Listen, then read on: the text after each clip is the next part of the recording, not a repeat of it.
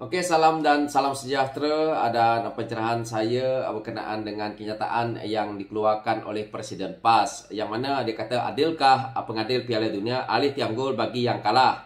Dan apa yang kita lihat hari ini, memang sekarang ini demam Piala Dunia, tetapi mana ada pengadil alih tiang gol waktu Piala Dunia tu. Jadi kenyataan ini sebenarnya kalau kita lihat ditujukan kepada pihak istana, terutamanya yang di Pertuan Agong, kerana pelantikan Datuk Seri Anwar Ibrahim sebagai Perdana Menteri yang ke-10. Jadi dia rasa tidak adil kepada dia. Jadi kita dah lihat kenyataan Presiden PAS ini, yang mana dia rasa bahawa Datuk Seri Anwar Ibrahim tu tak layak jadi Perdana Menteri. Yang layak hanya Tan Sri Muhyiddin Yassin, dan yang layak menubuhkan kerajaan hanya Parti PAS. Ini yang dia mahu. Dan kita lihat serangan-serangan dia adalah berbentuk terlalu ekstrim. Dan hari ini Presiden PAS harus sadar bahawa kerajaan hari ini kerajaan perpaduan, yang mana dalam kerajaan perpaduan tu PAS tak ada pun, dan Perdana Menterinya adalah daripada Pakatan Harapan, terutamanya parti PKR. Jadi diingatkan kepada Presiden PAS jangan terlalu ekstrim, kerana dulu kamu boleh sesuka hati memainkan isu agama, memainkan isu bangsa, kau mainkan semua isu-isu yang boleh terlalu ekstrim, sehingga kan tidak ada tindakan diambil kepada kamu, kerana kerajaan kamu dulu, Menteri KDN dia orang-orang kamu sendiri.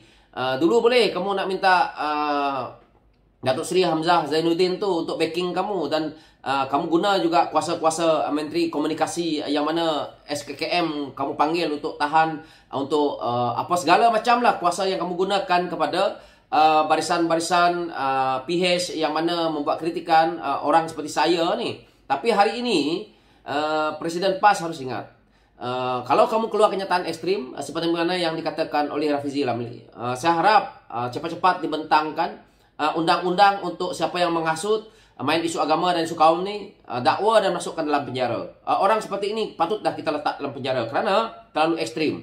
Dan kenyataan-kenyataannya amat bercanggah, yang mana kita tengok kenyataan dia kata alihkan tiang gol ni, seolah-olah menghina Yang di-Pertuan Agong. Ini bukan satu perkara yang kecil, tetapi kerana ada Presiden PAS, seolah-olah tidak ada orang berani ambil tindakan. Saya harap pihak polis, pihak SKKM, multimedia ni ambil tindakan segera dengan Presiden PAS ni.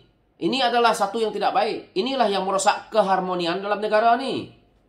Jadi ini yang saya lihat. Dan dia kata, masa bermain juga ditambah apabila tiada keputusan kerana seri 0-0 atau sama banyak bilangan golnya. Ini kenyataan yang pada saya tongong, kerana keputusan mana ada sama rata. Keputusannya adalah Pakatan Harapan ada 82 kursi. Jadi terlalu jauh lah kursi kamu Perikatan Nasional tu. Jadi apabila menghadap Yang di-Pertuan Agong, kita tahu bahawa apabila menghadap tu Yang di-Pertuan Agong, sudah lihat Pakatan Harapan mempunyai majoriti yang tinggi. Bukan dia tengok parti PAS banyak kursi ke apa, bukan. Dia tengok majoriti komponen parti yang bertanding tu, PN, BN, PH. Jadi PH adalah majoriti tertinggi. Jadi dipanggil kamu PN dengan PH bagi menghadap untuk mendirikan kerajaan perpaduan. Tetapi ditolak oleh Tan Sri Muhyiddin Yassin, ataupun mungkin kerana Tan Sri Muhyiddin Yassin, yang mana penasihat 5%-nya adalah Presiden PAS ini sendiri, maka gagal lah. Sebab pada saya, sebab itu jangan selalu absent apabila masuk ke dalam parlimen, supaya dengar apabila akta anti lompat parti itu dibentangkan. Akhirnya menggunakan SD, mana laku SD orang tak nak pakai lah. Hari ini nak bentuk kerajaan, apabila RU anti lompat parti, kena gabungan parti en block. Jadi macam mana cerita tak adil di sini? Awal-awal Yang di-Pertuan Agong suruh menyokong kepada kerajaan Pakatan Harapan, kerana rakyat yang akan menilai. Yang di-Pertuan Agong putuskan berpandukan kepada apa yang dia lihat, apa yang penasihat dia juga lihat, bahawa Pakatan Harapan mempunyai majoriti. Jadi takkanlah PN yang tak ada majoriti nak jadi kerajaan. Sebab itu Malaysia ni rosak apabila orang seperti Presiden PAS yang pada saya tongong ni, dia tak faham.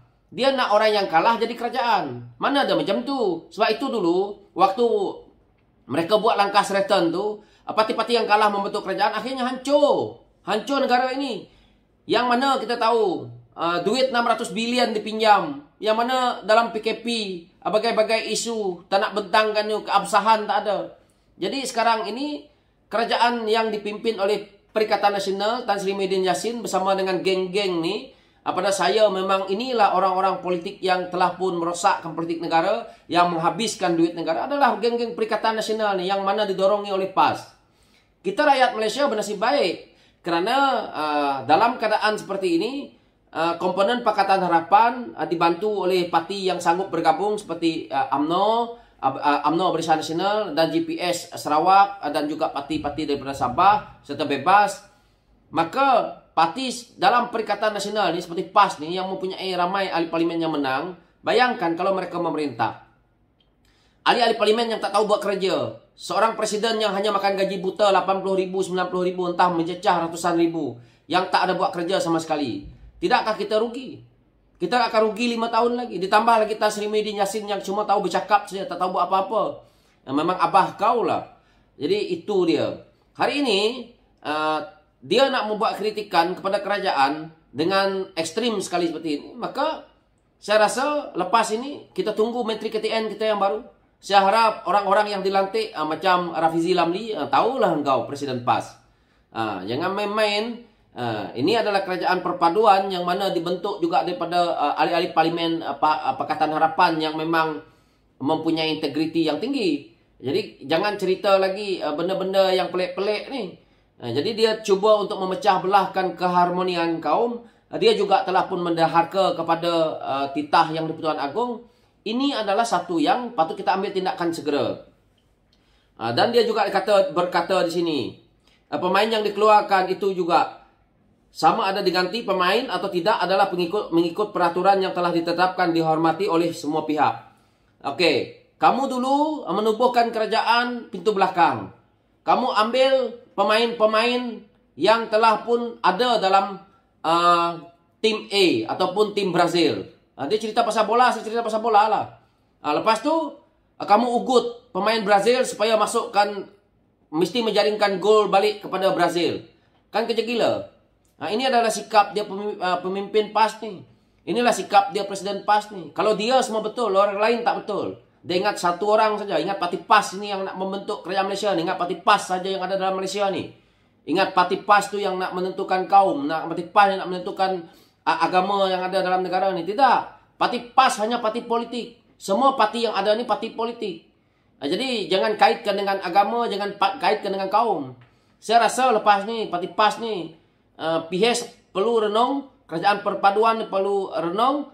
Kalau ada satu yang tak betul, maka bubarkan saja parti PAS ni. Kerana dia akan merosakkan perpaduan negara ini. Itu pandangan saya. Kerana pemimpinnya terlalu ekstrim seperti ini. Jadi orang seperti Presiden PAS ini juga perlu PAS buang segera, ganti dengan yang baru agar boleh mendapat kepimpinan parti yang lebih baik. Kita lihat apa yang berlaku sekarang ni. Dia menang banyak kursi. Kenapa? Dia main isu perkauman, dia main isu agama, ada jual sana, jual sini. Kenapa kita rakyat waktu itu tak boleh nak bersuara? Sebab Menteri KDN tu Hamzah Zainuddin. Kita bukan takut, tetapi dia akan menggunakan kuasa dia semutlak-mutlaknya waktu itu. Hari ini dia bukan Menteri KDN lagi, mampus dia lah. Mana lagi? Menteri Komunikasi. Sama juga. Saya pun hampir ditahan berapa kali oleh SKKM ni.